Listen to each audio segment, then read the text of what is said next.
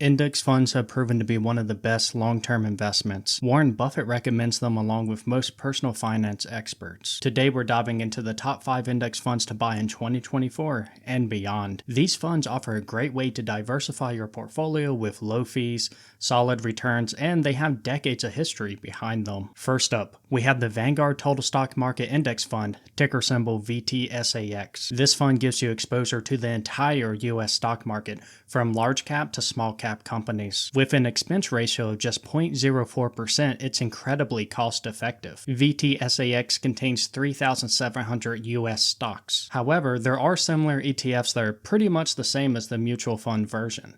The ETF version of VTSAX is VTI, which has an expense ratio of 0.03%. At number 2, we have Fidelity 500 Index Fund, ticker symbol VXAIX. This fund tracks the S&P 500, which is the top 500 companies in America, and has a low expense ratio of 0.02%. There are several other ETFs and mutual funds which track the S&P 500. Two popular S&P 500 ETFs are SPY and VOO. SPY has an expense ratio of 0.09%. VOO has an expense ratio of 0.03%. SPY has a higher trading volume, making it better for options trading. Warren Buffett is a huge fan of buying index funds. He even specified in his will that 90% of the money allocated to a trustee should go into a low-cost index fund that tracks the S&P 500, with 10% in short-term government bonds. At number 3, we have Vanguard's Total World Stock Index Fund, ticker symbol VTWAX. This fund tracks the total world market, has an expense ratio of 0.1%,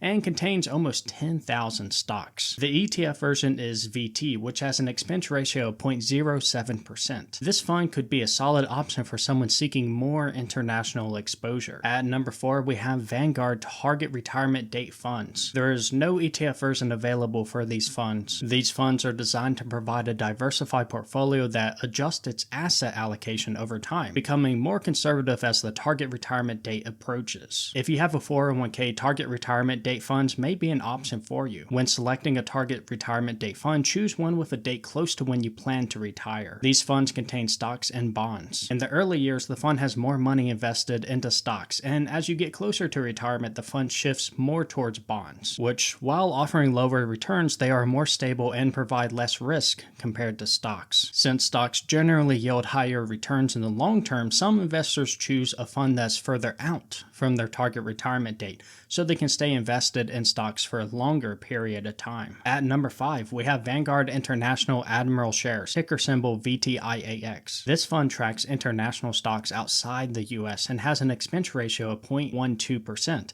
and contains over 8,600 stocks. The ETF version is VXUS and has an expense ratio of 0.08%. Do note that it's generally not recommended to just invest in international stocks. Also, some American companies have operations in other countries, so even if you just buy into the S&P 500, for example, you are still getting some international exposure. Otherwise, this is a fund that could be a good addition for investors who want additional international exposure. Some users like to combine VTI with VXUS, which would pretty much give them exposure to every stock. Or they could just buy VT and get something similar. When it comes to combinations of index funds, I do prefer to keep it simple. A target retirement date fund is a solid choice. A popular strategy is to invest 100% in stocks, and as you get closer to retirement, start adding bonds. Warren Buffett suggests a portfolio of 90% S&P 500 and 10% short-term government bonds for his wife. The bonds are there so that if you need extra money, you can sell the bonds instead of selling the stocks. For short-term government bonds, consider VGSH or SHI. BND is another popular option for those seeking exposure to the entire bond market,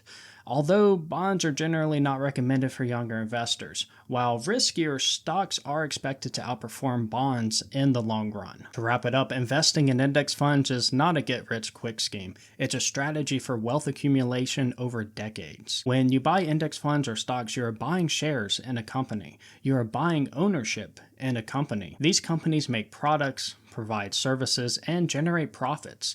Some of them also pay dividends. All of the index funds in this list pay dividends. The time horizon for investing in index funds is generally recommended to be at least 5 years. If you're saving up for a house or a large purchase that will be made in less than 5 years, then you may want to consider something with less volatility like bonds, CDs, or even a high-yield savings account, which high-yield savings accounts are paying a pretty high APY right now. My favorite is SoFi, which has no annual fees, and their savings account pays 6% APY when you have recurring direct deposits. SoFi also offers a $25 welcome bonus when you sign up using a referral link, with an additional bonus when you receive qualifying direct deposits. My link will be down below.